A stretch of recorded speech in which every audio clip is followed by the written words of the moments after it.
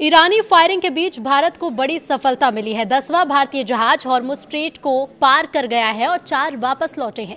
नमस्कार, बहुत स्वागत है आपका। न्यूज़ 18 का डिजिटल प्लेटफॉर्म आप देख रहे हैं। मैं हूं आपके साथ ऋतु सिंह। ईरान की ओर से हॉर्मुज स्ट्रेट फिर से बंद किए जाने के बीच भारतीय झंडे वाला एक तेल टैंकर इस महत्वपूर्ण जलमार्ग को सफलतापूर्वक पार कर गया है, जबकि कम से कम 4 अन्य जहाज वापस लौट गए हैं। जहाजों के निगरानी आंकड़ों के मुताबिक देश गरिमा नामक तेल टैंकर ने शनिवार यानी 18 अप्रैल को हॉर्मुज पार किया। शिपिंग कॉरपोरेशन ऑफ इंडिया का ये टैंकर मार्च की शुरुआत से इस रूट को पार करने वाला भारतीय तिरंगे वाला 10वां जहाज है। मरीन ट्रैफिक के मुताबिक शनिवार शाम तक ये टैंकर ओमान की खाड़ी में आगे बढ़ रहा था। अब ऐसे में आंकड़ों से ये भी पता चला है कि तेल टैंकर सनमार हेराल्ड, देश वैभव और देश विभोर के साथ साथ मालवाहक पोत जग अर्नब ने चेक पॉइंट के पास अपना रूट बदल लिया। इसके साथ ही फारस की खाड़ी में भारतीय झंडे वाले जहाजों की संख्या 14 हो गई है। सरकारी स्वामित्व वाली एससीआई देश वैभव और देश विभोर को संभालती है, जबकि सनमार हेराल्ड का संचालन सनमार शिपिंग और जग अर्नब का संचालन ग्रेट ईस्टर्न शिपिंग कंपनी करती है। United kingdom maritime trade operations के मुताबिक एक टैंकर ने सूचना दी कि ओमान के उत्तर पूर्व में लगभग 20 समुद्री मील दूर ईरान के रेवोल्यूशनरी गार्ड कॉर्प्स की 2 नौकाओं से गोलीबारी हुई। माना जा रहा है कि इसी कारण भारतीय जहाजों ने रास्ता बदल लिया।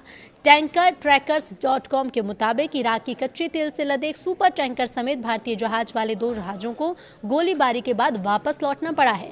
हॉर्मुज में कच्चा तेल ले जा रहे भारतीय जहाजों पर गोलीबारी के बाद भारत ने कड़ा रुख अपनाते हुए ईरानी राजदूत को तलब कर विरोध दर्ज कराया। विदेश मंत्रालय के मुताबिक विदेश सचिव विक्रम मिस्री ने ईरान के राजदूत मोहम्मद फताली को इस गोलीबारी की घटना पर भारत की गहरी चिंता से अवगत कराया है। मंत्रालय ने कहा कि मिस्री ने व्यापारिक जहाजों और नाविकों की सुरक्षा के प्रति भारत के महत्व पर जोर दिया। साथ ही ये भी याद दिलाया गया कि ईरान पहले भारत जाने वाले कई जहाजों के सुरक्षित आवागमन में सहयोग करता रहा है। करीब 6 सप्ताह पहले अमेरिका और इजरायल द्वारा ईरान पर हमले किए जाने के बाद तेहरान ने हॉर्मुज जलडमरू मध्य में जहाजों की आवाजाही को काफी हद तक रोक दिया था। इस कदम से अंतर्राष्ट्रीय बाजार में तेल कीमतों में वृद्धि हुई।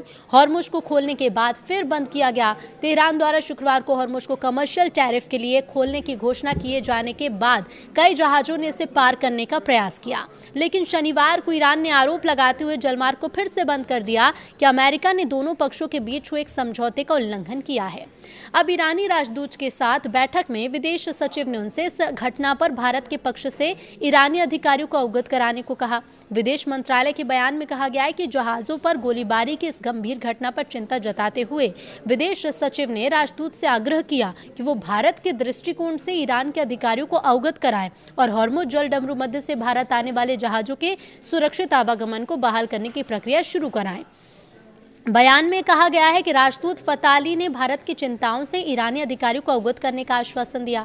इससे पहले सरकारी सूत्रों का कहना था कि ईरानी राजदूत को विदेश मंत्रालय में तलब कर इस घटना पर कड़ा विरोध दर्ज कराया गया।